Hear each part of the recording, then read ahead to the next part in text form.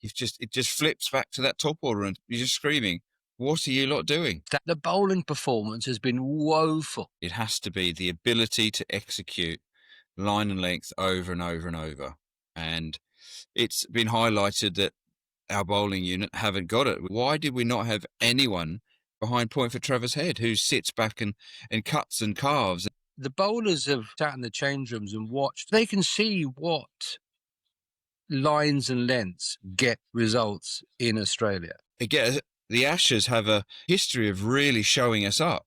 We go all right in between it, and the Ashes comes and absolutely slaps us in the face.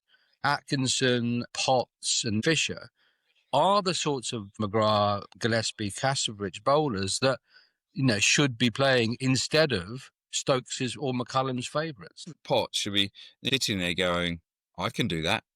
Yeah. Mr. McCullum, I can do that." And that's not exciting enough for this current group.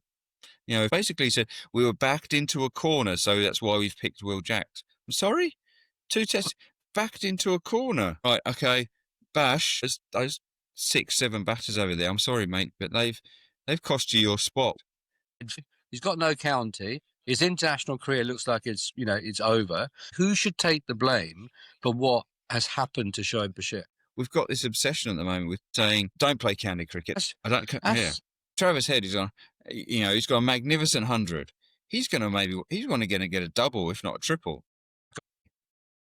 England have a plan A, which is to bowl at short, and a plan B, which is to bowl at short. Because his bowlers can't hold to a certain line, it looks like he's chopping and changing. He's making poor choices.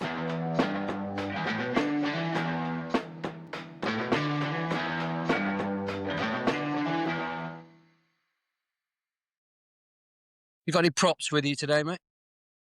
No, mate. No, and I'm disappointed I'm not being serenaded because I think I feel it. I think I need something. I'm pretty down and deflated with the whole lot.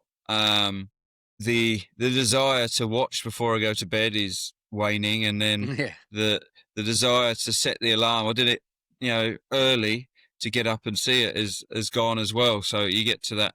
As a fan, as we both are, I think we've tried to be there as much as we can to do it. And the reality of it is that what's the point of getting up now? Yeah, exactly. Yeah, and you won't be serenaded today. My 20-year-old said to me that I was going to get cancelled. I actually didn't know. I do know what it means, but I suspect. I know that. I'm up with the youth. I know that. The youth. I suspected she might have been, over-egging any social media appeal that I've got. Australia hammered home their advantage today. England closed on 286, which is a decent position, right? Given they were 168 for 8 when Stokes and Archer came together, 106-run opening stand. But that's the only glimmer of light I think we've got on England's performance in this Test match is the way that Stokes and Archer batted together. The trouble is we've got the wrong end of the batting order showing the top how it's done. Yeah. And that's so we're looking at that. We're looking at Archer, who got his first 50, the way he played and supported, with Stokes. I think we all probably would have wanted Stokes to go on and get that 100 he's deserved. He's put in a heroic effort with the bat, showing his team how it's done. And so, but when your lower order is doing that and showing that there's not a lot of demons in the wicket, it just flips back to that top order and you're just screaming, "What are you lot doing?" I've never seen this before. That Jofra Archer's first-class batting average is 31, and before today, his Test average was 7. That's a huge gap. Does that show? And I don't think he bats in a different position in first-class cricket, but does that show the gulf between first-class cricket and Test cricket? 31. 31. 31. And 7. That's huge. That's very reasonable. That's all-rounder territory. Yeah, very reasonable. He mustn't get out much in county cricket. But I suppose the other thing is, what was the sample size? How much county cricket, first-class cricket, has he played? Mm. And so in that, so it's easy. Stats can be skewed. So, but you can see him averaging about 7 to 10 in Test match cricket is probably underachieving. We've all seen, when he burst on the scene, IPL, playing the way he did and what he's showing in this. So you'd argue, okay, yeah, he's probably underachieved with the bat a bit in Test cricket. He's done well job for this Test, hasn't he? A 50 and a 5. But he, from a bowling perspective, he's been England's standout, really, because the bowling performance has been woeful. And it's not just this Test, just generally. I mean, it's been too short, too wide, too repetitive. And Travis Head's got another 100 today. He's gone, it's like being at Perth again. I'm going to stand and he's going to whack it. Why has the bowling been so bad? Is it a tactical thing or is it a skills execution thing? Well, it's got to be execution, doesn't it? That's where I'm going with it. It has to be the ability to execute line and length over and over and over. And it's been highlighted that our bowling unit haven't got it. We've, and so I know I mentioned the greats of Anderson and Broad. They could do it, and they did it. There's a reason why they were greats. Whereas this group, they're raw. They don't, the bowling that they're under their belt is probably not enough in county cricket. And so in these situations, you think if we compare them to the Australians, yes, the Australians have got age on their side, but that age is showing in terms of what they're producing.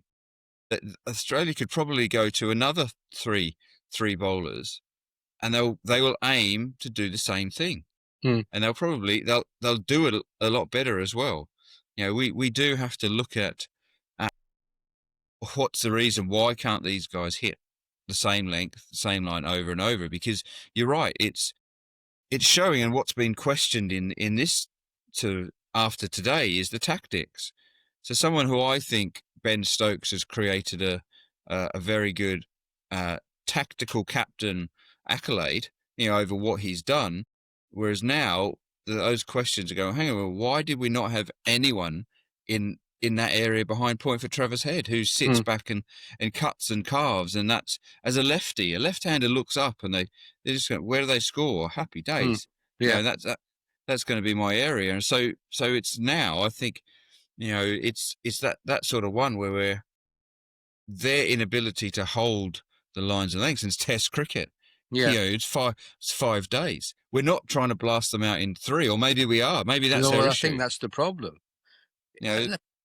But they've also, the bowlers have batted, obviously, and they have faced, and they've sat in the change rooms and watched Australia bowl, for now, 2, 3, sort of 6 or 8 days. But they can see what lines and lengths get results in Australia. And yet they are consistent. They're consistently poor by banging the ball in short all the time. So why? And experience, fine. I get the bit where they haven't played that much cricket in relative terms, but they've got eyes. They can see what's happening. So I'm going back to the skills thing. Why are they unable to then go, actually, top of off? Well, I'm not, thankfully, wicketkeeping is my skill, trying to catch what they do. So I think I would have had a bit of fun behind the stick, sort of moving around. I enjoyed diving all over. Yeah, correct. So, that sort of side of it. But again, it goes back to the selection policy in terms of, we're looking at county cricket. Who are we choosing from county cricket, and why are we choosing this? Why are we choosing this group? What's, the selectors out there, the head selector, what is being put to, and it's probably must come down from McCullum and these guys. They said, this is what we want. We're not necessarily after the guys that can bang line and length. We want guys who can bowl bouncers, because that's the way we're going to do it. So England have shown that over the last few years, that they do like that way where they're going to go and attack. But again, the Ashes have if we look back over the last 3 or 4 Ashes, they've got a history of really showing us up. We go all right in between it, and people think, okay, yeah, we get excited for the Ashes, and the Ashes comes and absolutely slaps us in the face and throws all these questions up. That's why we have clear outs after the Ashes, because people look at it and go, everything we thought we were going in the right direction.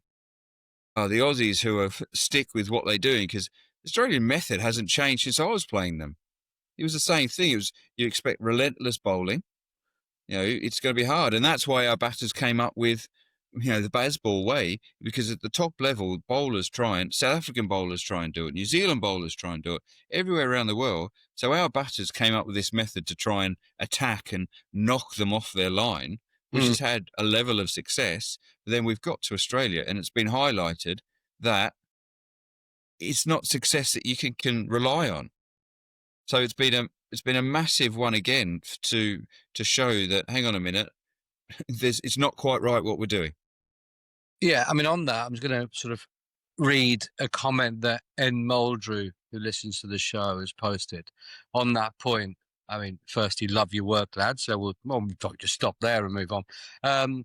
However, he does say, disappointed at what seems like it'll be another Aussie walkover down under after all of that build-up. I fear for the future of English cricket if they continue to make inroads at home, which is your point, and pick teams solely for their attacking skills on such pitches. One-dimensional play and the inability to adapt to conditions, build and soak up pressure has been disappointing to see from this England side.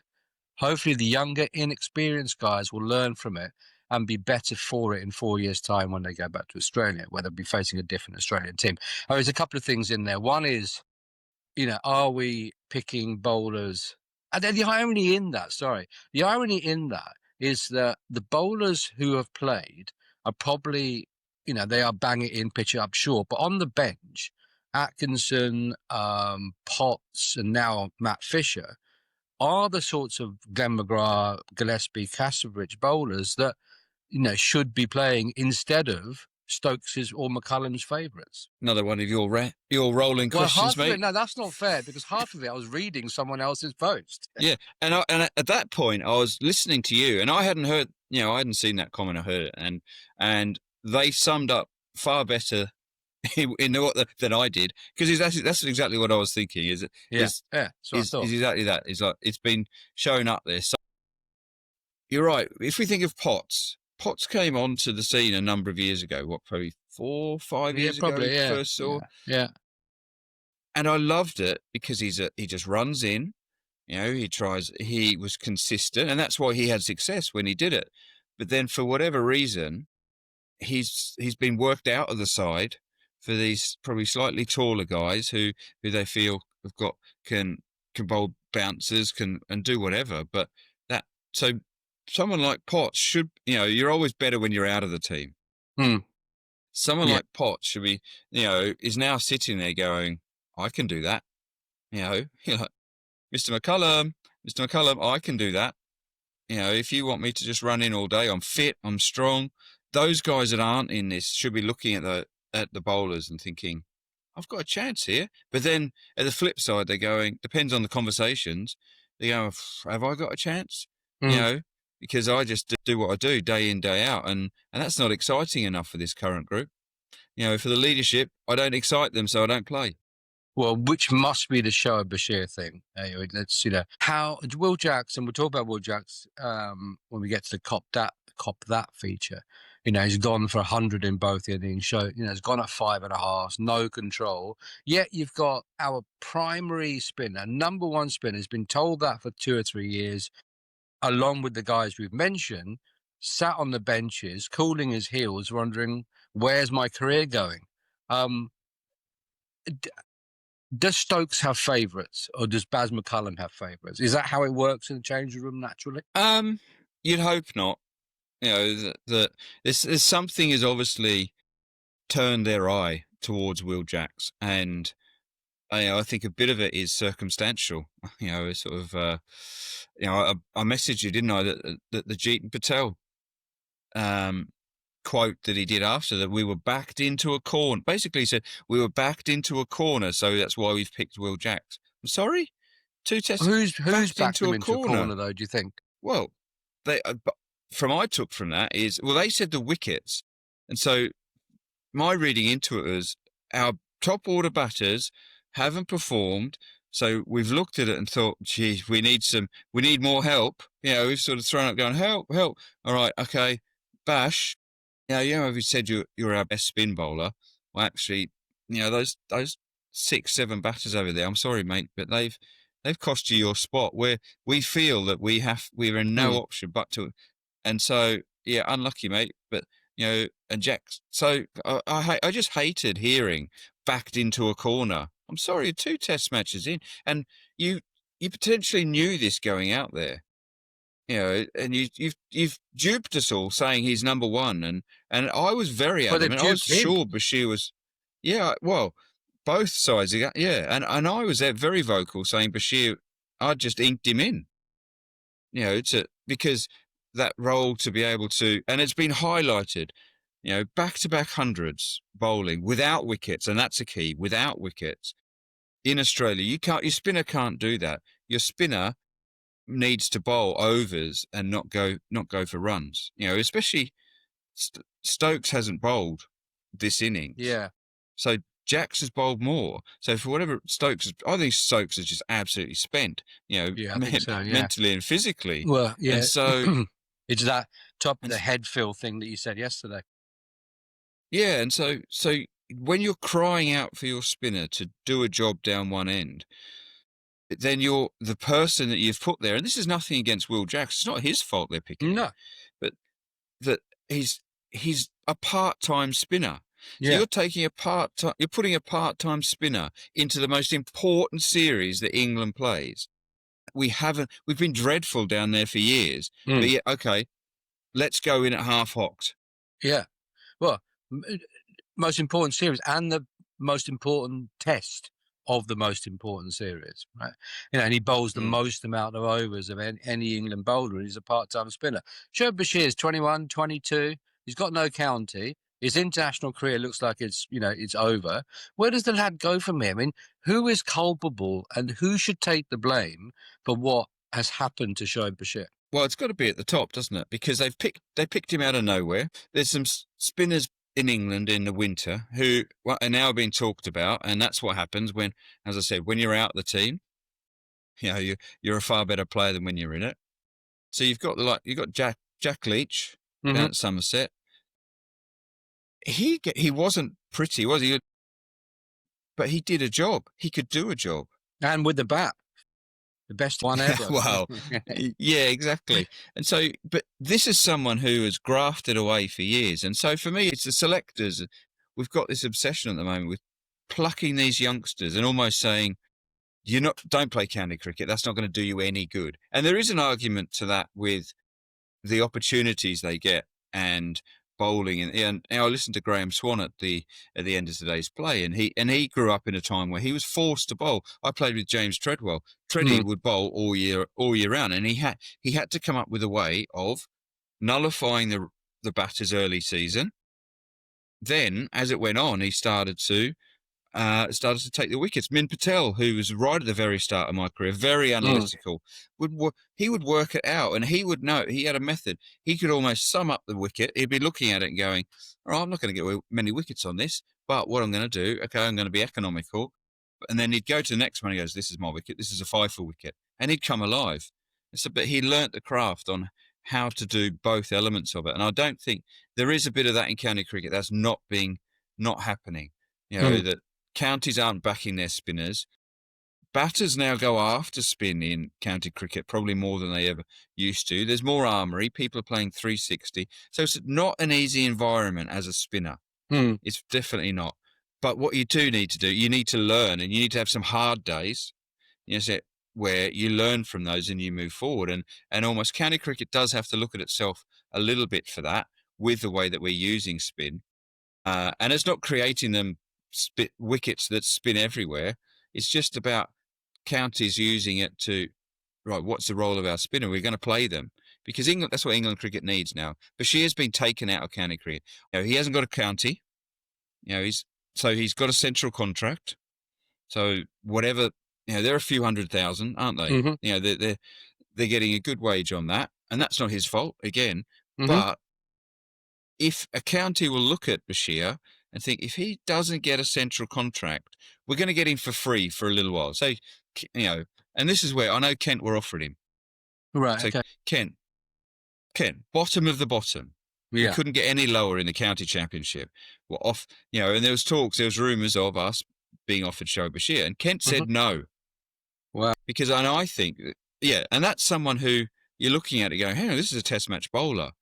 But the economics of it, I think Kent were very worried that if he comes off his county contract, he's not going to be coming in and wanting 60, 70, 80 grand, which is probably your average county wage.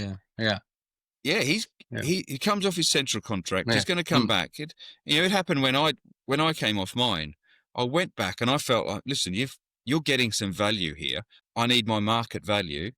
So Shoaib Bashir, market value, you'd argue is higher than most county bowlers. But a lot of counties are going, we can't afford you, I'm sorry. So he's in a real conundrum unless they keep him on a central contract for a long time. Yeah, that's an interesting point, isn't it? Because you're on a central contract, therefore there's a bit of elevation in the environment that you're in, as well as the exposure and whatever. But then let's say he comes off that central contract, but he hasn't played, and I think this is the crucial bit. And he hasn't played. I would argue his value is less than the county pro who does play. Yeah, I can see that. But as an individual, so you're looking at the business, you've got a background business, and you've gone, I'm getting someone who hasn't got a proven track record here. Yes, they've been playing at the top level, but ultimately at the product that I'm delivering, county cricket, he's not shown because he hasn't played. So why would I offer him big bucks? I'm going to say to him, if you want to come here, you've got to earn your stripes a bit. There's my perceived value, and that's where you've got the disparity. Bashir, quite rightly, he look at it and goes, I've got fifers in Test cricket, and that's where I've been playing. The England hierarchy have perceived me as England's best spinner. Why are you now saying no? But that's where it's at the moment. So if he doesn't play Test cricket, he's not playing county cricket. Yeah. And that's where we're seeing. Yeah, it's such a hard position for a young man of 21 who just wants to play cricket. Yeah, exactly. Not being let's bring it back to the Test match. Ready to close on 271 for 4. They've got a lead of 356. What do you think their strategy tomorrow is going to be? Well, no mercy. England are going to have to bowl them out 100%. Australia have got that mentality, whereas we'd be looking at our side of Stokes and thinking, well, okay, let's go and whack it and let's get them in. You'll see hard Test cricket tomorrow. Travis Head is on. He's got a magnificent 100. He's going to get a double, if not a triple. Right. They're going to be looking at batting for a long time. And I know there's a bit of talk about weather, and that might develop a bit more over the next 24 hours. But Australia don't care about weather. No. If it rains out day 5, they've still got they've retained the ashes. Yeah, exactly. Yeah. So what they're going to do is grind them down because they know that if we do this again, we grind them down. There are still 2 Test matches left in this series, and that the effect of that's going to have. So no, you won't see any friendly declarations which give us England a sniff. And he's got Alex Carey with him, who's got 100 and a 50 in this match. First wicket-keeper to do that. You as a keeper will appreciate the efforts that he'll have gone into for both keeping as well as he has done and the runs he scored. We've talked about that going. Yeah. Going hand in hand. He's keeping magnificently. He's batting magnificently. And he's involved in the game a lot. And keepers love to be involved. And that's what he's doing. So he's now walking out there, with no elements of pressure. He's got so much good stuff in the bank. And if we're going to compare, we flip it to Smith.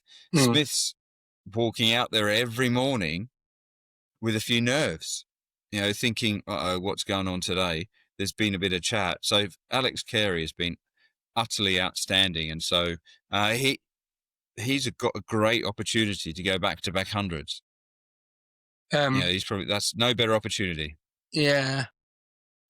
They got 356 a lead of at the moment. I mean, it's enough, you'd think. But what do you think they'll want to get to? It's that combination, isn't it? With a bit of cloud cover, a bit of weather. What gives them a lead that basically says you're never going to get this, and the time they're going to give England to try and get it? What does that balance look like to you? Bat till lunch tomorrow, tea tomorrow? What'd you say their lead is? 356. Is it that many? Yes. Yeah, because they had a lead of, what did they have a lead of in the first dig? Yeah, it is. Yeah, you're right. You're right. Sorry, mate. Sorry, that's me. That's me not believing you. Surprise me. Go on. You're going back to this Roger Woolley thing, aren't you? I mean, listen, it's 6-3 in true or false. And I have got a keeper's question for you today, but I'm being stung by the Roger Woolley nonsense I came up with. The amount is irrelevant. Is the time. You know, the time. Because they will still have a concern that England can chase it down. England's got a history of chasing down some incredible totals. So that will be a little bit, and the wicket's not playing any demons, and they're going to give Lyon, the top trump they've got is Nathan Lyon, isn't it? You know, and he's chomping at the bit to have a go, and he will get something out of this wicket. So definitely, you know, they may make a decision with an hour to play tomorrow. Okay. You know, that's maybe. So, you know, there'll be definitely no thoughts of anything before tea. Right. Okay. I don't think. Yeah. Well, the way this is going, by tea, the lead will be about 600. That's huge dominance. You know, that's a statement because more than anything else, isn't it? Correct. Yeah. And the bowlers don't expect anything before tea. And are the bowlers, you know, they're weary as it is. I mean, this is going to get worse and worse. You know, and England have a plan A, which is to bowl at short, and a plan B, which is to bowl at short. And so the bowlers is getting weary and weary. Jacks isn't holding an end up. You know, this could get for Ben. I fear for Ben Stokes. You know, he hasn't bowled, as you said, this session. He batted well. Are they making him look like a bad captain? They're not helping him, that's for sure. You know, because the bits that we think about when we think back to Ben Stokes, it was all about he brought a different element to it. He was quite creative with his field placings, so he was manipulative. He could put pressure on the batters with what he did. But again, it probably comes back to his armory. When he had that, you know, he had Anderson with him, didn't he? And he had Broad for what, and that was when I captained at Gloucester. You know, I did that. The most joy I had was when you could do something. You'd move a fielder into a position, and people wouldn't necessarily know why, but you had a bit of an inkling and a bit of a hunch, and then it would come off, even if it was just a stopped a hard hit shot. You know, and those little bits, that's what you like as a captain, is that you do something which you think, you know, you've done it for a reason and it works. We're now sort of the reason for Ben Stokes not having a fielder behind point for a left-hander batter who slashes it in Travers Head. The reason for it is now being questioned, and that's got to be hard on Stokesy. You know, and so because his bowlers can't hold to a certain line, it looks like he's chopping and changing. He's making poor choices. So his team aren't helping him out because his mental capacity of captaining hasn't changed. You know, he's an aggressive captain. He wants the game to move forward. Unfortunately, to do that, you have to, there needs to be a level of consistency to be able to. And so that's why we then see it's the easy thing now is let's go bouncers, because at least I know that they can bowl them. Yeah. Edwin 5419 says perfect example of how much better Australia are than England. It's 40 degrees and their bowlers, the Australian bowlers, are still steaming in every over. The energy in the field is great. Catches are being taken. Boundaries are being stopped. Meanwhile, Stokes is publicly sort of sounding out his best bowler, as in Archer. The English fielding is silent. Brook lies beneath a towel every drinks break. Australia is not the place for weak men. I mean, it's not a bad summary of events, is it? I was going through our comments trying to find some positives, but it's quite difficult. You know, I'm not surprised. Not surprised. And when you see, Yeah, go on. see people something like that.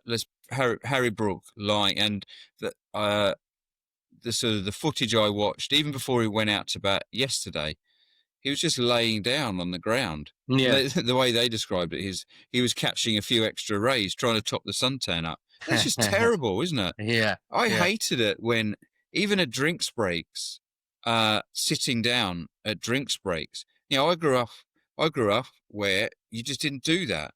At no point did you show the opposition. I felt it was more of a respect thing. Respecting my teammates, respecting what I'm doing is that I'm going to stand up and I'm going to have my drink, because if I sit down and then especially my role as a keeper, if I sat down there, lay down with my arms out and what have you, and people were looking at, hang on a minute, what's going on here? And so fans pick up on that sort of stuff, and as just has been pointed out to us then. So little bits like that, little cracks. And we talked about the Ashes, what it does. Well, it's showing some cracks that evidently are appearing in this squad, which before that we would have said they're a very tight squad. They play cricket, they play golf. Yeah. In which order has always been argued, but they were a very tight sort of community, which was a bit unbreakable. Well, the Ashes once again has started to broken, sort of show a few cracks. Yeah, and it's broken. I mean, we all had, on the plane over, when they were flying over, great hopes. Ray Shoesmith says all these super talented players, and they're in inverted commas, we keep hearing about. How many times can you keep repeating the same thing before allowing yourself to start believing that what you are actually seeing and hearing really doesn't correlate in any way to the narrative in your mind? No matter how many gymnastic brain contortions you can use to try and force, and there's lots of other big words that this early in the morning I can't pronounce without getting myself into a tongue twist. But basically what he's saying is, don't believe your own hype. And I think England have been guilty of that. And I think exactly. It comes back to it. We know that they're super talented, but at the highest level of sport, your talent gets you there. But it's the combination of then your strong mentality and application to keep you there. Yeah, we said with Harry Brook, we're talking about especially him, when it doesn't quite go right. Yeah, we're saying talent gets you in the room, but hard work keeps you there. No, I don't doubt they're not working hard. No, and people outside are pretty quick to think they're not working hard because of journos have got this golf aspect, haven't they? And then they have the rest up at hang on Noosa. to it. And so, that's when you're in that bubble is that what's coming from outside, you sort of look at it and go, hang on a minute, that's a bit unfair in terms of, because we are trying, it's not working. But the issue is with this group is, I don't think, and we've mentioned it lots, we're not seeing a change potentially, other than we've maybe tried a bit this test match, and that's come through to the leader, pure exasperation and anger after performance after performance. The leader has cracked and gone, this is not enough. And that's not good. And so, remember to subscribe to @Sanjay Murthy Cricket on YouTube and Close of Play on Spotify and Apple. Your subscription really helps us to get more guests on and get our interesting chat about cricket out to the world. Jonesy, I know you'll be pleased with that. You'll also be pleased the fact that today's True or False is about wicket-keeping. Now, may I remind you that I'm on a roll and it's 6-3. You've been whinging and whining, just like we have been over Snicko, that I'm just making things too hard for you. So let's go with this wicketkeeper question. You ready? On day three of the third Ashes test in 1981, so not bad, right? Which is the Botham Willis stuff. Rod Marsh beat Alan Knott's record for dismissals, which was 264 Rod Marsh got to, on the third day of the third test in 1981. So effectively, my question is, did he do it on that day? Complete lottery. Well, it's 50%, right? Yeah. Yeah, unfortunately, I'm on a negative slide. You are. You're on I've got you mentally. Mentally, I'm there. Yeah. Mental disintegration. Exactly. A bit, yeah. You're Anthony Joshua, and I'm Jake Paul. About just waiting for that one punch to knock me out. The knockout. Correct. Say okay. Come on, let's get in the room. Yeah, come on, focus. Did he do it on But that then day? I think too in depth. Yeah, exactly.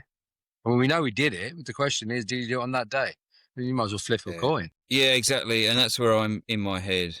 I'm going to, okay. I think you're going to be trying to be a little bit clever here because you've gone with a few truths recently. So I think you're going to be, I'm giving you a bit of credit and you're going to think Jones, he's gone false. So, okay, false. It was on a different day. Yes, he did it on a different day. Rod Marsh beat Alan Knott's record of 264, well, he got 264, on the third day of the third test. Sanjay Murthy 4, Geraint Jones 6. Come on. This is a huge run. Hey, mate, the connection's going. I can't hear you. My tea time's calling. Yeah. Oh, yes, come on. This is the roll. Come on, England, please lose quickly so I don't have to do any more of these. There's 2 more tests, mate. Imagine how obscure I can get over the course of that. I've told you I'm not available for them. Oh yeah, that's true. Yeah. What is also, odd, I guess, is the Will Jacks situation. So in our new Cop That feature, which is only in its second outing, he's gone for he scored 6 runs. He's been picked as primarily as a batter that can bowl. He's going a 5.5 and over. In the match so far, he's bowled 39 overs, 3 for 212. Fine, bowlers go for 100 each dig. Some of the greats of cricket have gone. Ian Botham went for a couple of hundred in that 1981 series in one of the tests. Shane Warne went for 200 in the Oval in 05. The difference between those two and Will Jacks is that Botham took 10 wickets for his double 100. Warne took 12 wickets for his double 100, and Jacks has bowled 3. Jacks just doesn't have the skill set or the toolkit to be that bowler, and we've done this, right? We don't need to go over it, but the difference is the wickets. So when Shane Warne took those 12 wickets at the Oval, and you were there, right? Were you one of them? You must have been, I guess. What do you remember about that? Oh, whoa! What? No, I think my stumps got knocked well and truly out of the ground by Brett Lee in one of them. I did. I don't know if Warne did get me out there, but and what do you remember of that 12? Yeah, of that Oval test. Very little. Yeah, that was afterwards. I mean, during the match. No, even so, yeah. No, not a lot of what he did. It was more, the KP innings and stuff like that. But going into that series, obviously Warne's skill level was something we were concerned about, and also it was recognised by outside of our group. And so there was a scientist from Wales that had developed this bowling machine called the Merlin, which normally bowling machines have two wheels that spit the ball out. His had 4 to be able to impart spin on, and he would bring this thing in a horse trailer to each of the test matches.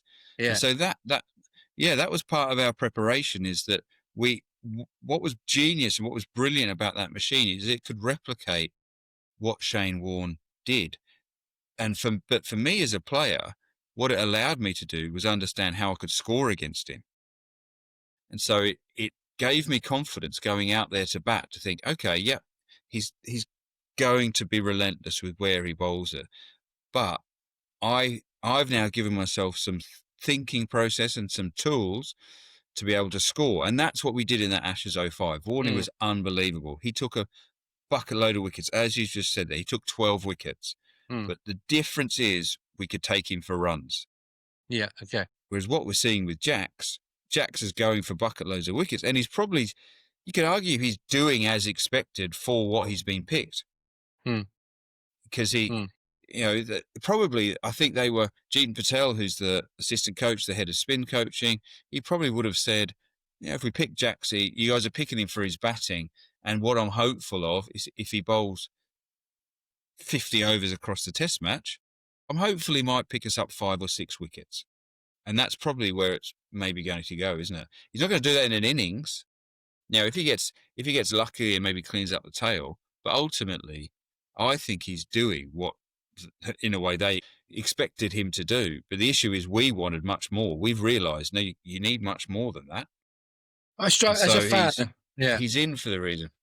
As a fan, I struggle to understand how the thinking can be. We're going to pick a part-time spinner and we expect him to go for 200 odd runs and only take 3 wickets and go 5 and over. I mean, that's just, does the Jacks pick actually exemplify how lost this England side is? Well, it's sort of, it comes back that full circle of their thinking towards what their fast bowlers were going to do. So their thinking is, well, actually, Jacks isn't that important what he does, because our fast bowling armoury is the main, they're the main ones that are going to bowl Australia out. Well, that's not true. That hasn't happened, has it? So there's been more spotlight on Will Jacks, and he's nowhere near what is required currently for Test cricket.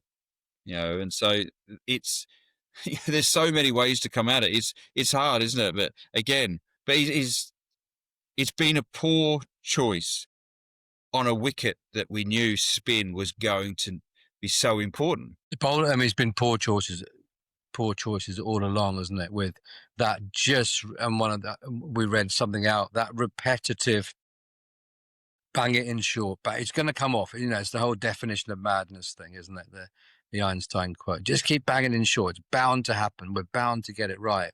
And time after time, Travis Head stands there and smashes the ball, to all parts of any ground that he plays at. And the interesting thing with Travis Head is he plays the way like England's batters want to play, but they don't, and he does. And is that a conditions thing, or is that just I'm just going to bat properly first, and then I'm going to smash you all around the ground? Is it a combination of those two things? But we see the highlights package in shots, don't we? And we think he's just thrashed us everywhere. But actually, reality took him 150 balls to get his 100.